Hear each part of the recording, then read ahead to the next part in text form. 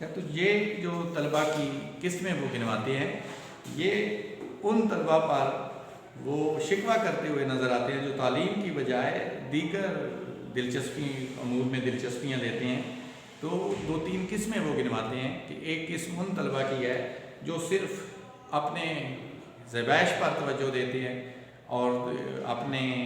پڑھائی پر توجہ نہیں دیتے، اور بڑی تیاری کے ساتھ ٹھاٹ باٹ کے ساتھ اچھے کپڑے پہن کر اپنے اچھی قسم کا بن سنور کر، تو پھر یہ پائے کہاں جاتے ہیں؟ مختلف قسم کے ہوٹلوں میں پائے جاتے ہیں۔ اور دوسری قسم کا وہ ذکر کرتے ہیں کہ یہ جلالی طلبہ ہوتے ہیں جو بڑے پرجوش ہوتے ہیں اور اپنے آپ کو جلال الدین اکبر سے سمجھتے ہیں کہ ہم ان کی اولاد میں سے ہیں، بڑے شاہ خرچ ہوتے ہیں،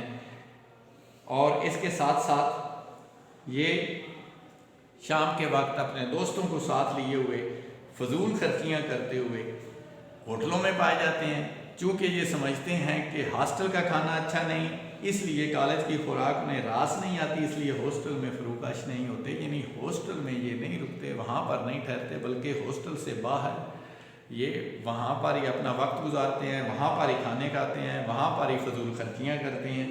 اور یہ بھی ایک قسم ہے، ان کا بھی پڑھائی کے ساتھ کوئی تعلق نہیں ہے۔ اور تیسری قسم کا وہ ذکر کرتے ہیں کہ یہ خیالی طلبہ، یہ بھی زندگی کی حقیقتوں پر کو حاصل نہیں کرتے بلکہ خیالی باتوں پر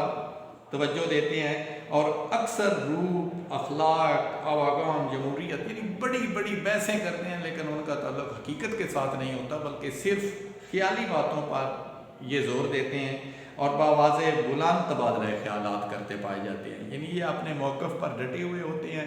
فرضی باتوں پر توجہ دیتے ہیں، زندگی کے حقائق سے ان کا کوئی واسطہ نہیں ہوتا، اور آفرینش اور نفسیات کے متعلق نئے یعنی آفرینش، پیدائش، کائنات کی پیدائش، اور اس کے ساتھ ساتھ نفسیات کے متعلق نئے نظریے پیش کرتے رہتے ہیں۔ صحت جسمانی کو ارتقاء انسانی کے لیے ضروری سمجھتے ہیں، اس لیے الصبح 5-6 ڈڑ بیلتے ہیں، یعنی تھوڑی بہت ورزش بھی کر لیتے ہیں، لیکن ان کا کام صرف کیا ہوتا ہے کہ یہ باتیں کرتے ہیں، بحث کرتے ہیں، خیالی باتیں کرتے ہیں، زندگی کے حقائق کی نہیں بلکہ ایسے ہی بڑی بڑی تھیوریز جو ہیں کائنات کی تخلیق کے بارے میں، نفسیات پر بڑی بحث کرتے ہیں۔ تو یہ سارے یہ خیالی طلبہ، پطرس بخاری ان کو خیالی طلبہ کا نام دیتے ہیں، جو صرف خیال سے کام لیتے ہیں، زندگی کی حقیقت کو سمجھتے ہوئے زندگی کے حقیقی پہلو ان کے سامنے نہیں ہوتے۔ تو یہ تیسری قسم وہ گنتے ہیں، وہ کہتے ہیں کہ گاتے ضرور ہیں لیکن اکثر بے سرے ہوتے ہیں۔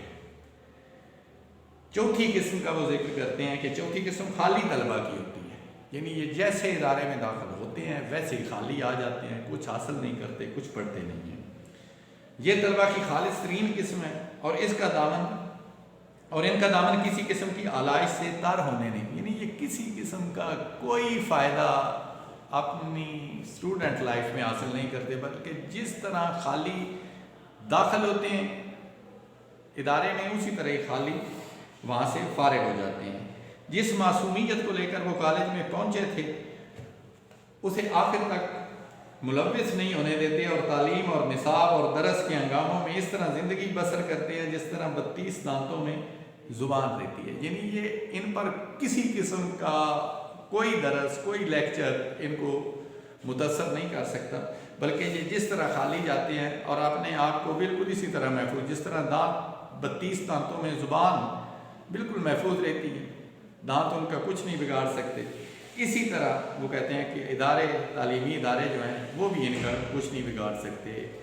کتابیں ان کا کچھ نہیں بگاڑ سکتی۔ یہ جس طرح خالی داخل ہوتے ہیں کسی اداروں میں وہاں سے اسی طرح خالی نکل آتے ہیں، اور تبھی حالات کے بارے میں وہ لکھتے ہیں کہ لاہور کے لوگ بہت خوش طبع ہیں۔ اچھا، ٹرمینالوجی ساری اس سبق میں جو استعمال کی گئی ہے وہ جغرافی کی گئی ہے، لیکن بات کی گئی ہے مختلف مسائل کی، جس میں خاص طور پر وہ شہری زندگی کی ابتر حالت، میونسپلٹی کے فرائض میں جو وہ غفلت برتتے ہیں اس پر انہوں نے اس سبق میں لکھا ہے، اور پھر تعلیم کے مسائل، پھر وہاں پر فضولیات قسم کی فضول قسم کی سرگرمیاں ہیں، رسالہ سازی، بے انتہا رسالہ سازی، اور وہ بھی اس قسم کی کہ غیر معیاری رسالہ سازی جو ہے اس کی طرف وہ بات کرتے ہیں۔ تو اس سبق کا خلاصہ جو ہے وہ بہت اہم ہے، اور عام طور پر اس سبق کا خلاصہ جو ہے وہ امتحان میں آ جاتا ہے، لیکن آپ نے ایک خیال یہ رکھنا ہے کہ اس خلاصے کو آپ 2 صفحات میں لکھیں گے، اور جن مسائل کا ذکر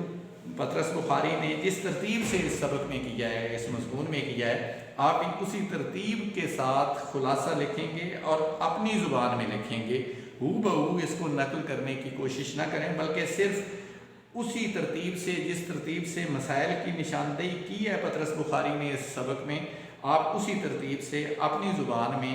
یہ خلاصہ 2 صفحے کے لگ بھگ لکھیں گے، پیراگراف کی شکل میں لکھیں گے، اور جب خلاصے کا سوال آئے گا تو اس میں صرف سبق کا نام لکھا ہوگا، مصنف کا نام جو ہے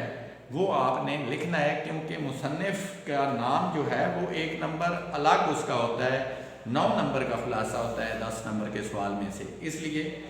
مصنف کا نام آپ لکھیں گے۔ لیکن مصنف کے نام میں آپ کو اتنی رعایت ہوتی ہے کہ اگر آپ معروف نام لکھ دیتے ہیں، اگر احمد شاہ بخاری پورا نام لکھیں گے پھر بھی آپ کو نمبر ملے گا، اور اگر آپ پطرس بخاری لکھ دیتے ہیں تو پھر بھی آپ کو نمبر مل جائے گا۔ اللہ حافظ۔